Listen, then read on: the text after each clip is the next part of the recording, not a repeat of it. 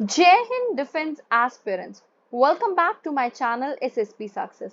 For any query regarding SSP and AFSP, please join our Telegram channel SSP Success, whose link is given in the description box. So today we are going to cover an important topic that is in news, that is India's neutral foreign policy. It's very important for your upcoming SSB and AFSP. So let's get started with our topic. देखो अभी India में visit किया है deputy foreign minister ने किन की Ukraine की, जिनका नाम है एमिने डेज़पोवा। तो इन्होंने एक प्रैक्टिकल बात की है और बात ये है कि वो इंडिया को इंस्ट्रक्ट नहीं करना चाहते कि इंडिया को कि किससे ऑयल खरीदे किससे नहीं। ओके, और वो यूक्रेन ये कह रहा है कि यूक्रेन एक बहुत बड़ी एग्जिस्टेंशियल फाइट को लड़ रहा है और ये जो एग्जिस्टेंशियल फाइट है उसमें इंडिया बहुत इंपॉर्टेंट रोल प्ले कर सकता है।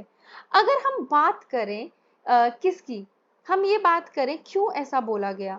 देखो, अगर पिछले सालों के रिकॉर्ड को देखें तो यूक्रेन के फॉरेन मिनिस्टर्स ने इंडिया को काफ़ी अटैक किया कि जो इंडिया है वो ऑयल एंड एनर्जी परचेज तो कर रहा है रशिया से, जबकि वो ऑयल एंड एनर्जी यूक्रेन के ब्लड से बना है।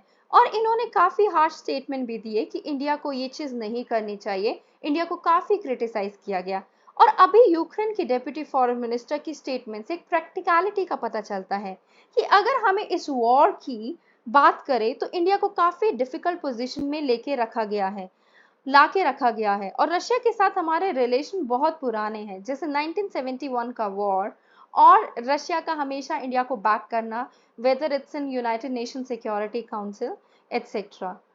तो अगर देखा जाए दोनों के रिलेशंस ओवर द टाइम काफी स्ट्रांग हुए हैं। अगर हम देखें, रशिया एक हिस्टोरिकल पार्टनर है इंडिया का, उनके डिफेंस टाइज भी बहुत, हमारे दोनों के डिफेंस टाइज बहुत अच्छे हैं। हमारी जो है डिपेंडेंसी भी बहुत ज़्यादा है रशिया पे, ऑल दो इंडिया जो है वो डिपेंडेंसी को अब धीरे धीरे कम कर रहा है। अगर हम चैलेंज की बात करें, देखो रशिया का एग्रेशन की वजह से यूक्रेन की सॉवरेनिटी, टेरिटोरियल इंटीग्रिटी और इंटरनेशनल लॉज का वायलेशन हो रहा है और इस वॉर की वजह से इंडिया के जो टाइज हैं वेस्टर्न नेशंस के साथ वो भी कॉम्प्लिकेट हो रहे हैं। बिकॉज वेस्टर्न नेशंस ने क्या किया था, एक तरीके से सैंक्शंस लगा दिए थे रशिया पे, लेकिन इंडिया ने फिर भी वो सैंक्शंस को फॉलो ना करके रशिया से ऑयल परचेज किया। अब इंडिया की पोजीशन को देख लेते हैं यूक्रेन कॉन्फ्लिक्ट में। देखो, इंडिया ने रिफ्यूज किया था कंडेम करने के लिए रशिया को। इंडिया अपने डिफेंस और ट्रेड टाइज मेंटेन करता है रशिया के साथ। इंडिया ने एक्सप्रेस किया अपना अनईजीनेस विद वॉर और बोला कि टेरिटोरियल इंटीग्रिटी सब नेशंस की फॉलो करनी चाहिए। अगर हम इस वॉर की बात करें तो बैलेंस करना काफी ज्यादा मुश्किल दिखता हुआ नजर आ रहा है।